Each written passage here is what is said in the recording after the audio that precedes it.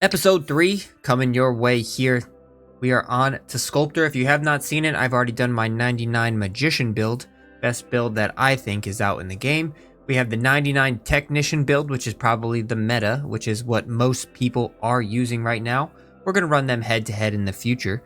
But today is all about the number 3 and actually a sneaky good play if you are somebody who does not struggle as much missing your swing path. This could be a very sneaky good build for you. It gets you a lot of good starting points. The only thing you really have to overcome is a little bit of swing path. But if you are somebody who's decent on the swing path, you can also just play push draws. So what I normally do with this build is I play a lot of push draws, just knowing that I'm going to push it a little bit and then it's just going to draw back because I got a higher shaping aspect of this actual build. So this is going to be my shaper. This is going to be my, my 99 overall. It's going to give me a little bit of a different element than what a magician would be. Magician is jack of all trades. Technician is pretty much just like the straight shooter, 99 contact, 99 swing path, the straight shooter, max forgiveness. And then my sculptor is going to be somebody who likes to get a little bit more creative and something, that I kind of look forward to. I usually play pretty good on this build as well. So let's dive on in. Don't forget to like, don't forget to subscribe. Here we go.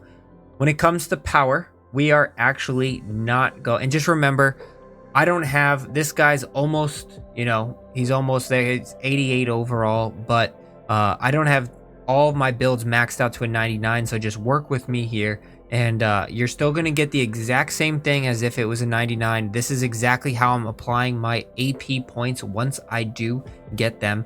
I am applying them as I go, but this is exactly how it's going to be. You're still going to get the full build here, and that's what it's all about.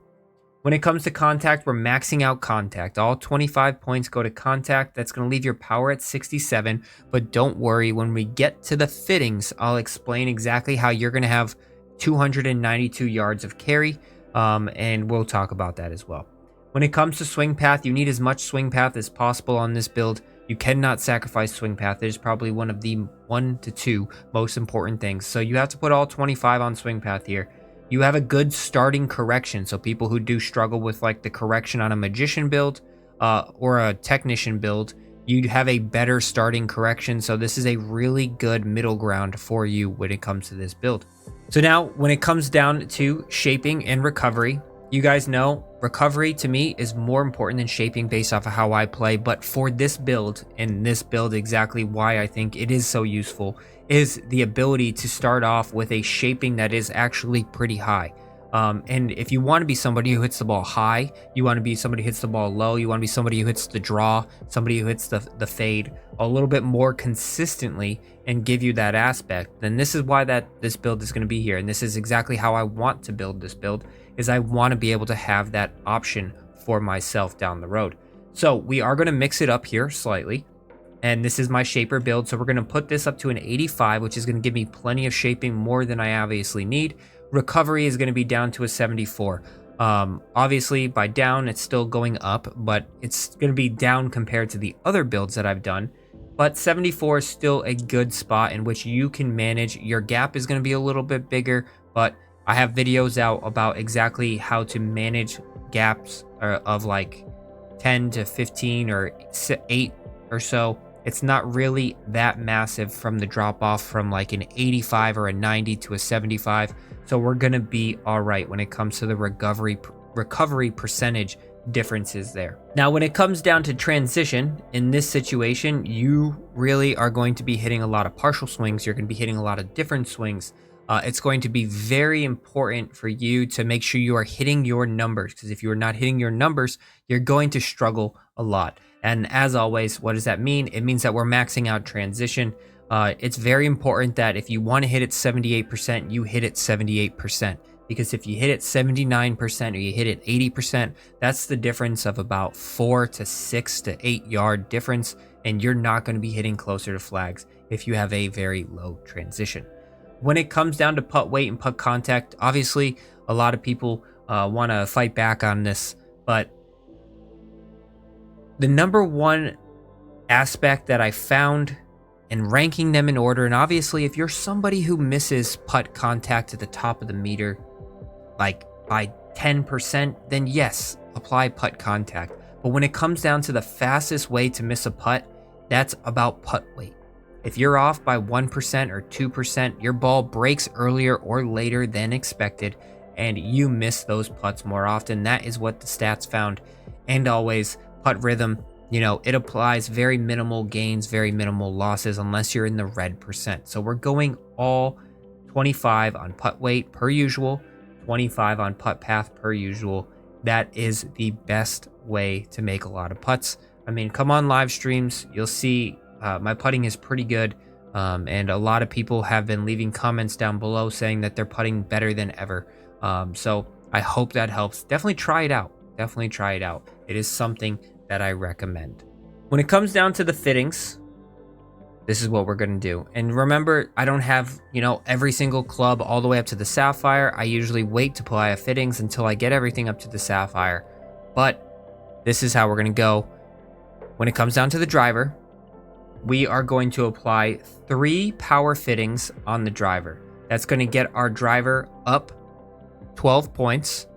So that is going to move it all the way up from a 67 up to a 79. You're going to get 288 yards of carry, just about 9 yards short of where exactly you can be. You can go one more if you'd want. You can go 4, but what we're going to do here is we're going to go 3 power, 2 swing path. Why? Because your swing path is a 73 overall, and getting 8 extra points there and getting it all the way up to an 81 is going to be imperative for making sure that you started online. But if you are somebody who, wants to play that push draw, you want to shape it back towards the target, you can get away with a 73 overall driver. I recommend trying that out. And if you can, then put all 5 on power, and you can get your driver all the way up to about 292 yards. So that is how the driver is going to go. Now, when it comes to the woods, the irons, and the wedges, what you're going to do in this situation, you guys know I like the 7 wood over the 3 iron or the 2 iron. Feel free to put in whatever you actually want. But when it comes down to it, what I'm going to do is I'm going to recommend 4 fittings on swing path and 1 fitting on contact. So that is how I would set it up. 4 fittings on swing path is going to get you 16 points. It's going to get you from a 73 overall swing path all the way up to an 89 overall. And then your contact is going to go from an 89 to a 93 overall. That's going to be very important because if you're shaping it a 93 overall contact, you're not going to have like that big miss. You're not going to have like that big hook, that big slice. You're going to be able to manage that. You can always manage swing path a little bit by purposely pushing it or purposely pulling it. So that will definitely help when it comes down to it. And when it comes down to the putter, all 4 attributes are going towards putt weight, which means you are going to have a putt weight of 85 overall. That is a really good spot. An 85 overall putt weight and an 80 overall, putt path. You should be making a lot of putts. That is one of the best putt stats you can possibly get when it comes to some of these builds outside of like greenskeeper as well. So it's a great starting spot, and it's a great after that as well. And I always use the flight golf ball, so that is always just something that I do use. Now, when it comes down to my tee skills, if you have not seen it in episode 1 and episode 2, these are always going to be the same. So we'll just quickly run through them. Tee skills, we use only the approach ones. We don't use any of the other skill points there. This is obviously the most filled one. We're maxed out on the approach, maxed out on the pitch. We skip through the runner. We skip through the choked approach. We max out off the deck, and we max out the spinner. Hands down, one of the best shots in the game. Recovery, we max out the entire right side of the recovery aspect. Bunkers, we max out the splash shot. We max out the pick shot. We don't worry ever about the blast shot. And then the power pick, we can throw in some points here as well for the power pick.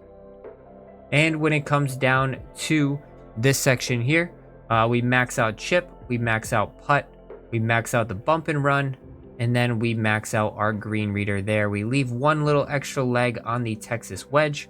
and simply just putt contact. Don't really need that as much. And then we have our clubhouse pass, TBD on the future ones when it comes down to it. So that is my 99 overall sculptor build, exactly what I'm building, how I'm building it, and how exactly it's going to be. This is going to be, now that I know exactly how I want it, there's really no reason to tweak around with how it's just apply the attribute points, grind these players out, and see where they all are going to be at 99 overall. Thanks for watching. Do not forget to like. Do not forget to subscribe. We'll see you in another.